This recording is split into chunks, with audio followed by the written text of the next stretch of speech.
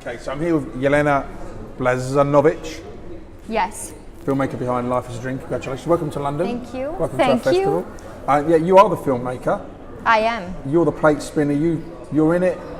You wrote it. You directed it. The full 9 yards. What's the film about? What is it about?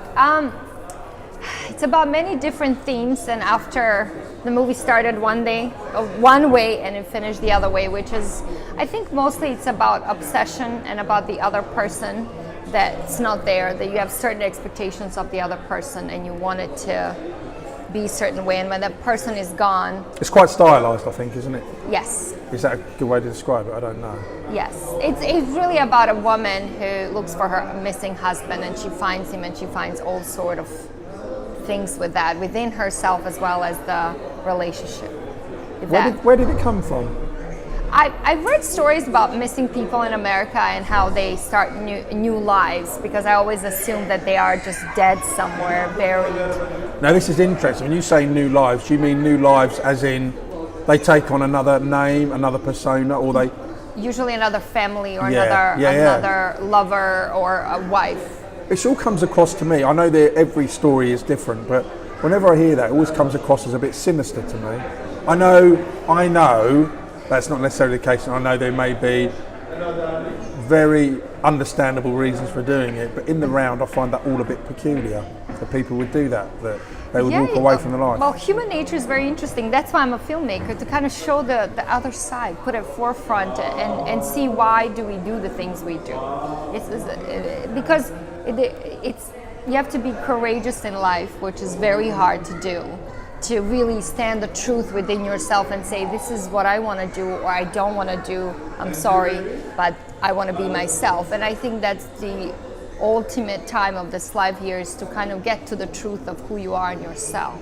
How would you make it, how did you make it to be that it would hold someone's interest? Because it's not easy to tell a story, but you've got to tell a story that's going to be engaging. So how do you work on a script that you hope will hold someone's attention? Because it could be about anything. It could be about a missing person, it could be about a car crash, it could be about divorce. I mean, it's endless. I mean, it's the beauty of film, isn't it? Yeah. So how would you make this engage? How did you decide to make this the way you did? Because you could have gone off in any direction, couldn't you? That's true. Well, I started in one direction, and as the story resolved, because exactly, you have one... it changed, didn't it? Yes, when you write it, and then you want to translate it on film, on the picture, on a painting, it's completely different, because not everything that you imagine in your mind will fit in the frame. So I think you do have to be spontaneous and a little bit to kind of see, how would I say that? You do have to go with the flow. You have to stay to the truth of the story, what you had in mind. So a lot of things that I shot didn't make it in the movie because they did not stand the truth to the story, to kind of open up a question about what really happened there. Does that make sense? It does. In fact, it's interesting because we had a chat earlier in the week, and one of the things that struck me about you is you come across this as a compliment, as very artistically and driven in terms of what you like to read and the way you look at things. Yeah. And I wonder is that a family trait? A little bit. I don't come from a purely artistic family, but my father and my mother, they tend to be a little bit different than their family. So they do think a little bit differently, the way they look at things beyond the material. And that's what I learned from my family, is to not kind of, things are not, how do you say, tangible? Is that no, for instance. It's like you, for instance. my mom is a poet. Yeah, so. okay, so so were your family quite kind of bohemian in terms of?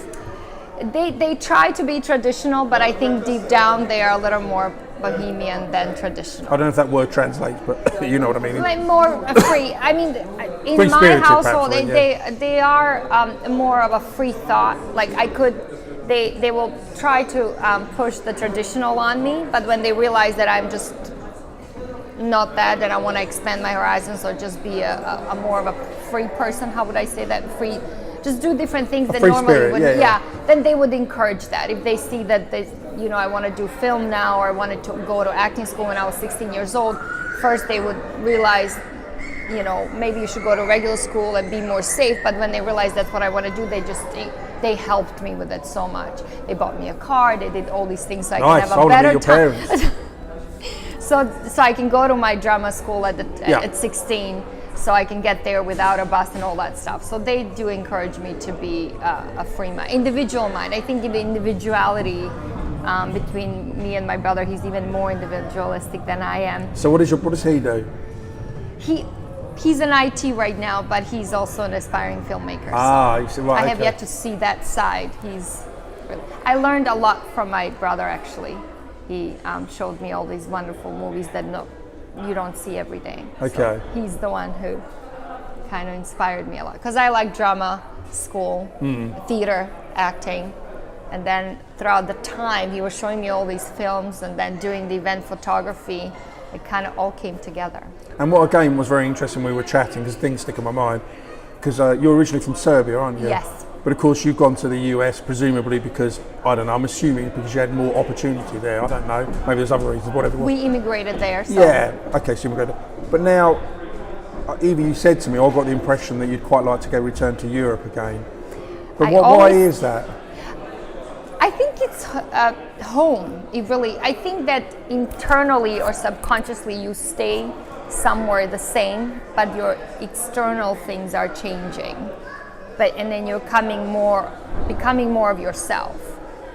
If that makes, you're going more and more. Yeah, so yeah. this Home is where the more heart of is, like, you know? yes. So you're going more and more into the truth of what you really feel and what you want. You can do different experiences, but ultimately, what you feel inside you, like your intuitive self. Then, yeah. I love Europe. I love the way people are. I just feel like I belong here. Well, we're cooler, aren't we? Very cool. I've got, and on that note, I've been to the States a few times. I've no desire to go to the West Coast. I'd go to San Francisco, but the idea of going to LA doesn't excite me. Yeah, that's that desire thing here that's not there. It's nice to see it, but if you don't have it, you're fine without it. Is it, and we're sort of going off piste here, but is it not the dream you kind of think it's going to be? I mean, is it hard to elaborate what it's like as a city? Because it's sprawling. I know it's a sprawling place. But do you think in general people are disappointed? I guess what I'm getting at. It can go both ways. It's they say it's the most photogenic city in the world, so picturesque. It's very beautiful. But as far as the dreaming, I think it's very hard because there's so many people that want to do the same thing you want to do. Yeah. So there's a lot of dreamers, definitely, just like my movie. Well, life is a dream. It's a dream. So I think that was one of the references of the name of the film. Is not just for the films, but in general in my life, and I think in many people's lives, that the more you go on with life, the more surrealistic it gets, the more dreamy it gets, because I feel like you get more aware of what life really is, and if you really start thinking about it, it gets heavy. So I mean, your accent, obviously I can tell that you're European. It's still there. You're still there. Well, this is the thing, your English is excellent. Is being a non-American a help or a hindrance when you go for roles? I really think it's a great help, because I have a whole another world that I can take reference to. Yeah. Opposed to having just one perspective of how life is. I can hear the American in it, I have to say, sorry. Okay. You know. No, I understand the way the expression Yeah, the way the is. expressions, I can hear that. But even so, your original accent is still very strong as well. It's quite a fusion of accents, isn't it? So sorry, I interrupted. Carry on. Sorry. Did you reference? Oh, you mean LA as a? Well, no. Well, it could be. The reference. When I say about filmmaking, it could be anywhere. So so for instance, if you're going for a role it could be in LA, it could be in Chicago, whatever. Having a non-traditional American accent, it's a mixture you have now. Does that help? Does that help? I don't think so. People say it's who you are, but I don't think it helps, and that's why I'm starting to do this, so I don't have to fit in one particular role. So I can just play a human being without knowing or referencing that I have to be from this country or that country. And that's kind of the aim, that we are playing a human being ultimately. So and I think that people, it's hard to get past the accent most of the time. Yeah. But I think that's what needs to start happening, where I don't it really doesn't matter what the accent is. It matters who you are. What is this character trying to do? Who are they as a person opposed to where they're from?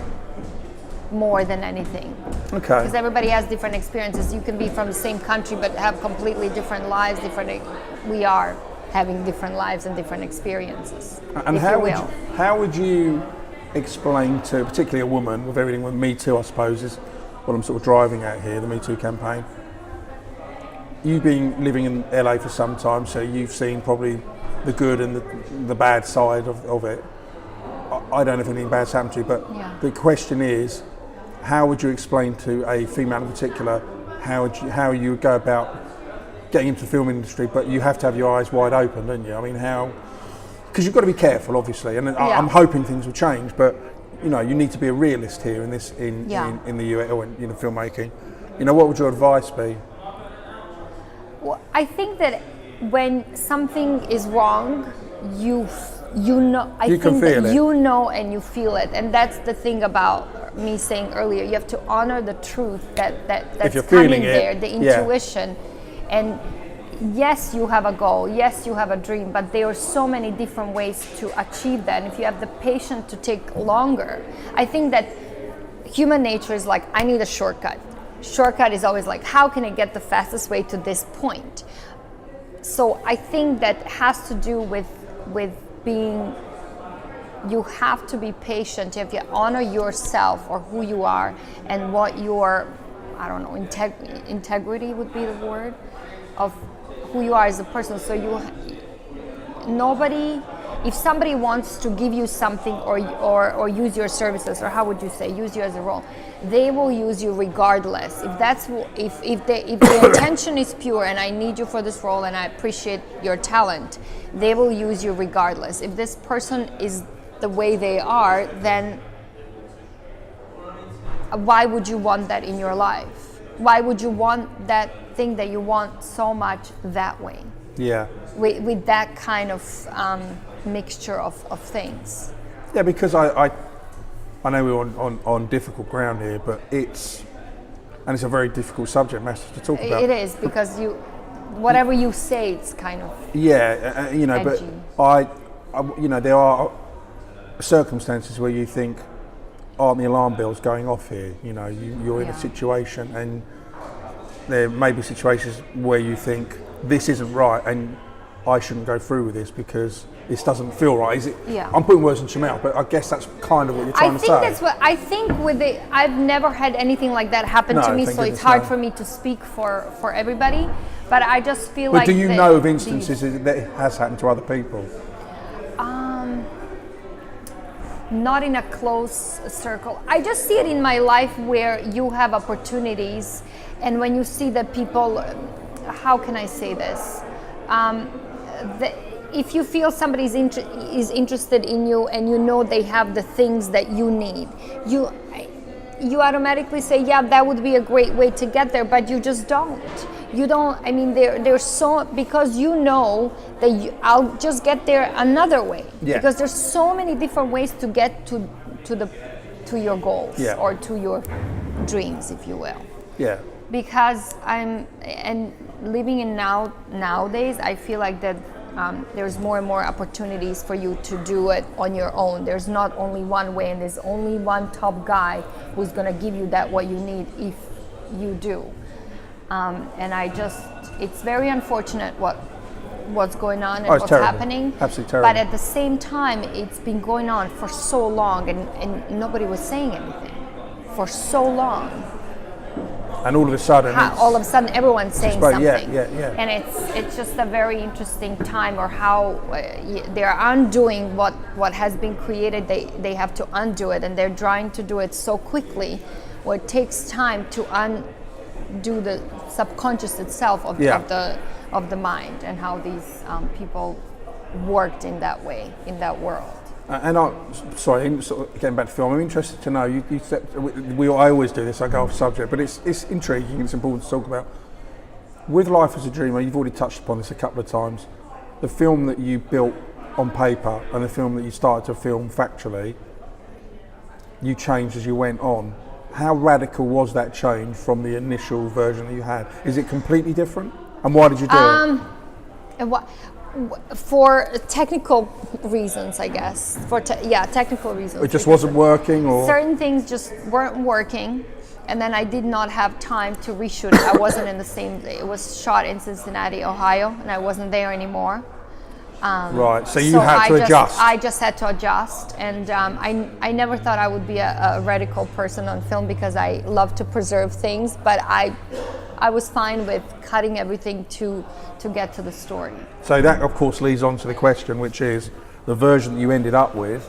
Yes. How happy are you with it compared to what you hoped it would be? I'm happy with this version. It people seem to respond to it, and it leaves a lot of questions and makes people thinking, which is great. But would I done it again? I would definitely done it differently because I have more experience and I see things differently. But I'm okay with this version for now. And of course, I know you're promoting this and it's all about live stream, but I suspect there are other things going on in the background with other projects. So can you give us an idea, flavour of what you're looking at the moment? I'm looking into next short film, which is called Facial, and then that's coming. And you've written and directed that. You don't have to tell me about it, but I'm going to. Yeah, that's the next project that I want to do. Okay. That I will be doing the next year. And did you say you do theatre as well? I do. I used to do theatre, of course. And is that something you'd like to pursue? Because they're very different. They're very different in the way that I know it's acting, but it's a completely different way of acting, isn't it? Yeah. Do you prefer this to theatre? I like theater, but now I like films. I want to combine some of that theatrical stuff on films that's like a fusion of things, because I think that theater has this, there's something alive there, and then the movies, this kind of, it's hard to be spontaneous on the films because you have the crew, you have everything ready, so you can't really just be like, oh, let's just play along for 2 hours and see what happens. So, but I would like it to be more theatrical on the film, more, how do I say that? Where the camera can be compliant with that somehow. That's kind of what I aim for. Okay. What I like to aim for. Listen, congratulations again. Thank you so much. Wonderful to talk to. I knew you would be.